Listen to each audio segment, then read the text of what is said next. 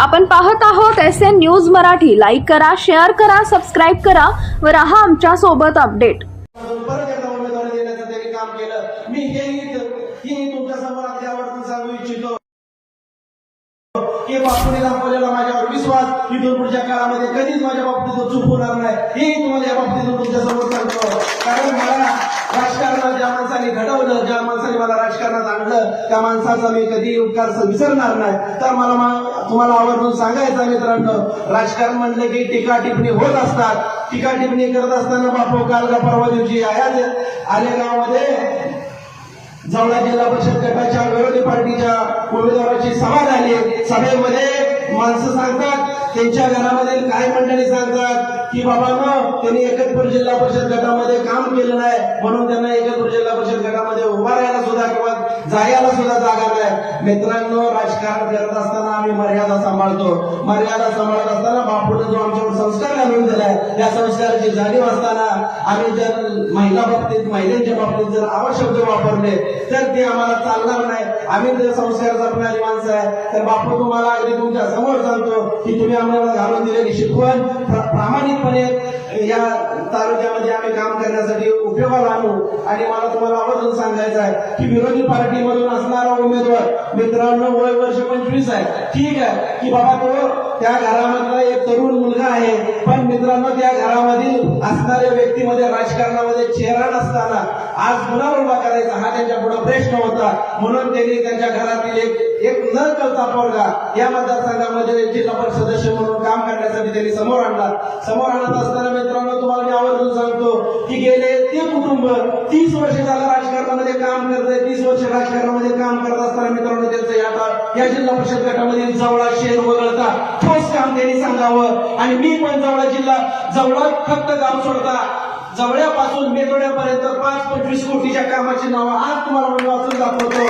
मित्रांनो, त्यांनी फक्त पदाचा उपयोग त्या जनतेबरोबर रुबाबात राहणे आणि एक चांगले प्रतिष्ठित माणूस म्हणून राहण्यासाठी पदाचा उपयोग केला जातो. मित्रांनो, तुम्ही दिलेल्या मतावर एखादा माणूस जर नुसता रुबाबात राहत असेल आणि त्याची जर बढाई बघायची असेल तर त्या इथून पुढच्या काळामध्ये हे राजकारण आपल्याला बंद करण्यासाठी मी स्वतः अतुल पवार या मतदारसंघात उभा राहायचं काम केलंय. कारण मित्रांनो तुम्हाला पण माहित आहे की माझा स्वतःचा अर्ज 2 मतदारसंघातून होतं. कारण जवळा जिल्हा परिषद गट आणि चोपडी जिल्हा परिषद गट. चोपडी जिल्हा परिषद गटामध्ये मित्रांनो माझा आज काही थोडंफार खर्च होत असेल नसेल त्याबद्दल मी बोलणार नाही, पण चोपडी जिल्हा परिषद गटामध्ये कमीत कमी खर्चामध्ये किंवा कमीत कमी कष्टामध्ये मला फक्त बापूजीचं सर्टिफिकेटच आणायला जावं लागत होतं. तरी पण मी या लोकांचा विश्वास, या लोकांच्या प्रेमासाठी या जवळा जिल्हा परिषद गटातून किती रिस्क असली तरी निवडणूक लढायची मी तयारी ठेवली.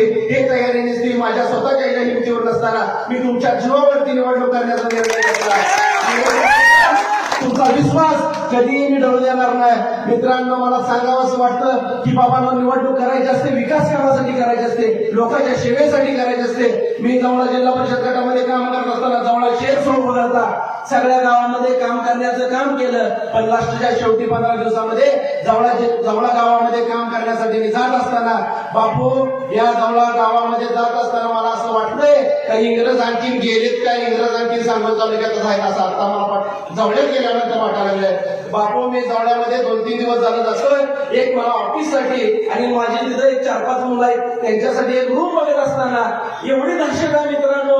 ती दहशत जर कमी करायची असेल, दहशत कशी एखाद्या रूम वाल्याला विचारलं रूम भाडं ठरलं तर ती रूम संध्याकाळी म्हणतात नाही तुम्हाला तो पॉवर आम्ही रूम देऊ शकत नाही. ही दहशत आहे मित्रांनो.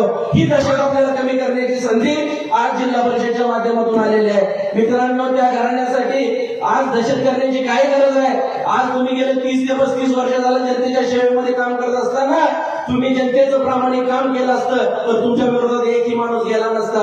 आज आम्ही 9 ते 10 वर्ष झालं राजकारणात काम करतोय. तुमच्यासारखी माणसं प्रेमाची मिळवले, तुमच्यासारख्या प्रेमाच्या माणसाच्या जीवावर राजकारण करतो.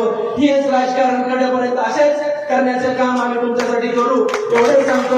बापू विकास कामाच्या बाबतीत बोलायचं झालं की त्यांनी बाबांनो विकास कामासाठी निवडणूकच डोक्यात घेतली नाही. तर मी एक सांगेन की त्यांनी जवळा वगळता या गटामध्ये बापू आलेगावमध्ये एक त्यांचं काम आहे. ते काम म्हणजे हे पिकअप शेड सोलापूर मधलं जुनं पिकअप शेड हे आणून ठेवण्याचं काम केलंय. आलेगावकरांच्या साक्षीनं सांगतो. बरोबर आहे ना. बापू एक फक्त या जिल्हा परिषद गटात त्यांचं काम आहे, ती म्हणजे पिकअप सेट.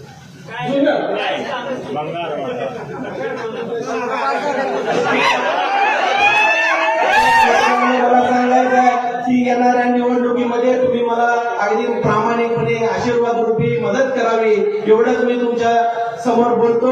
आणि येणाऱ्या 5 वर्षाची सेवा करण्याची संधी तुम्ही मला द्यावी, एवढंच मी विनंती करतो. आणि जाता जाता मी एवढं सांगतो, राजकारण म्हणजे टीका टिप्पणी असतात, पण त्यांच्या उमेदवाराच्या आत्या आहेत किंवा दीपकाबांची बहीण आहे जय मालात आहे, त्यांनी याच आलेगावमध्ये भाषणामध्ये सांगितलं मित्रांनो की एकतपूर गटामध्ये त्यांनी कामं केलं नाही म्हणून त्यांना तिथं उभा राहता आलं नाही. बापू त्यांना मला आवर्जून सांगायचं आहे, तुम्ही जिल्हा परिषद सदस्य असताना आणि झडपीचे अध्यक्ष असताना त्या 5 वर्षात तुम्ही काय गुणउधळणी सांगितल्यानंतर माणसात सुद्धा तुम्हाला येता येणार नाही.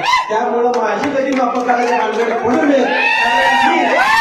प्रामाणिकपणे सांगतो की बाबांनो माझं माफ काढलं तर मी एक माझं माफ काढलं तर माझ्याकडे 500 माफाची तुमचे पुरावे सगळे माझ्याकडे माहिती आहे. त्यामुळे माझं काय माफ काढाय भानगडीत पडू नका. मी कधीही कुणाला वाईट बोललेलो नाही. माझ्या बाबतीत वाईट बोलचाल तर याद राखा, लक्षात ठेवा.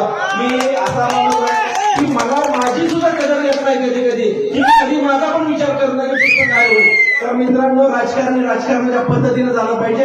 या लोकांची मतं मिळवतो, या लोकांच्या मतावरच्या जीवावर आपण राजकारण करतो.